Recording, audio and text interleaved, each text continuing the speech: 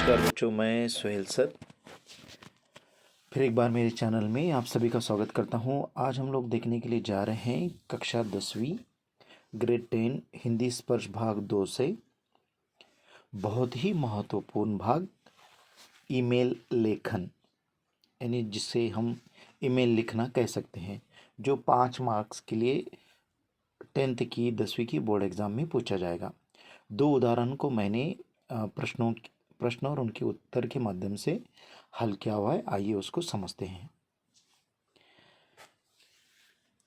ये पहला प्रश्न है ईमेल से रिलेटेड। मौसम विभाग द्वारा भारी बारिश की चेतावनी जारी किए जाने के कारण जिला प्रशासन ने 2 दिन के लिए शिक्षण संस्थाओं को बंद रखने का निर्देश दिया है।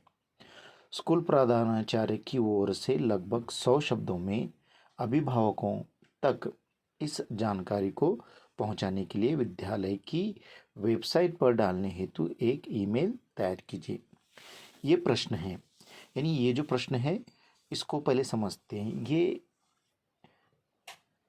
इस प्रश्न में जो मेन पार्ट है वो प्रिंसिपल है, यानी प्रिंसिपल की तरफ से ये जो है पूरे स्टूडेंट्स के लिए ये मेल लिखना है। तो उसको कैसे लिखेंगे?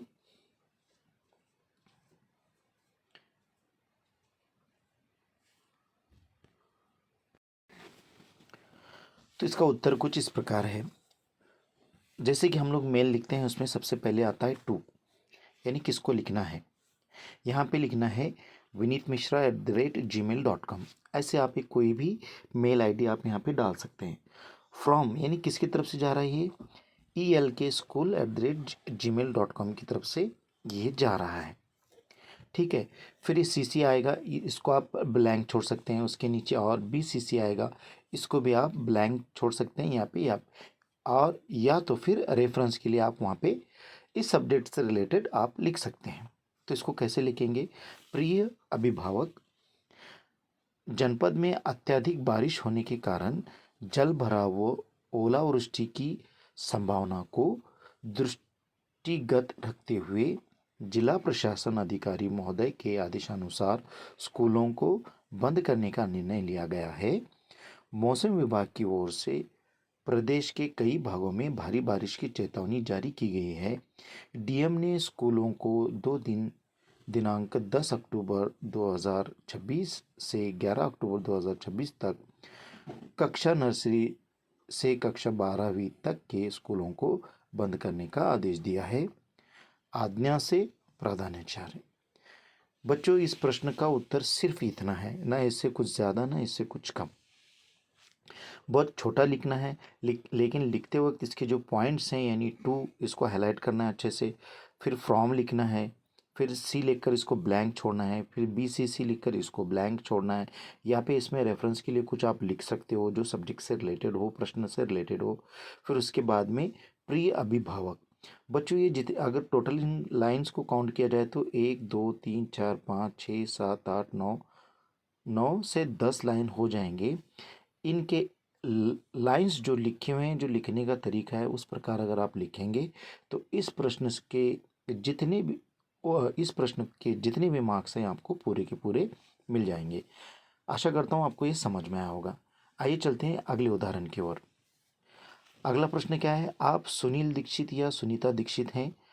आपने ऑनलाइन लैपटॉप खरीदा है, परंतु खरीदने के 1 महीने के भीतर ही उसमें खराबी आ गई है। इस बात की जानकारी देते हुए तथा उत्पादन लैपटॉप को बदलने का आग्रह करते हुए कंपनी के ईमेल पते पर ईमेल लिखिए। अभी आपने एक लैपटॉप लिया है और जो 1 महीने के बाद वो थोड़ा सा खराब हो गया है। तो अभी आपने क्या करना है? अभी आप सुनील या सुनीता, अगर लड़का है तो सुनील, लड़की है तो सुनीता, इनके जगह पे खुद को रखकर ये मेल भेजना है। ठीक है, तो मेल किसको भेजना है? कंपनी को, जहाँ से आपने लैपटॉप ऑनलाइन खरीदा हुआ है उस कंपनी को मेल लिखना है। तो कैसे लिखेंगे? From sunildikshit.com to zoximlab.in। यानी ये जो कंपनी है वो zeximlab.in है, उसको लिखना है। अभी यहाँ पे सब्जेक्ट क्या है, विषय क्या रहेगा, लैपटॉप में खराबी होने के कारण बदलवाने के संदर्भ में। ठीक है, तो शुरुआत करते हैं। महोदय, मैं आपकी जानकारी में डालना चाहता हूँ कि 4 दिन पहले आपकी कंपनी से मैंने ऑनलाइन लैपटॉप मंगवाया था, जो कि कुछ तकनीकी खराबी के कारण उचित रूप से कार्य नहीं कर रहा है। उसमें आधी स्क्रीन नहीं चल रही है। अंततः आपसे बदल कर नया लैपटॉप भिजवाएं जिससे मेरा काम सुचारू रूप से हो सके। सुनील दीक्षित। यहाँ पे एक कारण, एक एग्जाम्पल के तौर पे यहाँ पे एक कारण लिया गया है कि आधी स्क्रीन नहीं चल रही है। इसके अलावा आपको जो कारण उचित लगे, जो माननीय जैसा हो, वो आप लिख सकते हैं। दूसरा एक और चीज़, यानी कितने दिन के बाद ख़राब हुआ है, 1 महीने के भीतर, तो यहाँ पे उसको डिटेल में लिखते हुए कैसे कहा कि 4 दिन पहले लिखा गया हुआ है। तो आप इन तमाम चीज़ों का ध्यान में रखें कि प्रश्न क्या पूछा गया है, इसको अच्छी तरीके से पढ़ें और उसके हिसाब से अपना उत्तर दें। यानी ये मेल राइटिंग है। आशा करता हूँ ये दोनों उदाहरण आपको समझ में आए हुए होंगे। अगर और आप ऐसे उदाहरण चाहते हैं तो कृपया करके मुझे कमेंट करें, मैं डेफिनेटली और कुछ उदाहरण डाल दूंगा। जल्दी मिलते हैं अगले वीडियो के साथ, तब तक के लिए धन्यवाद।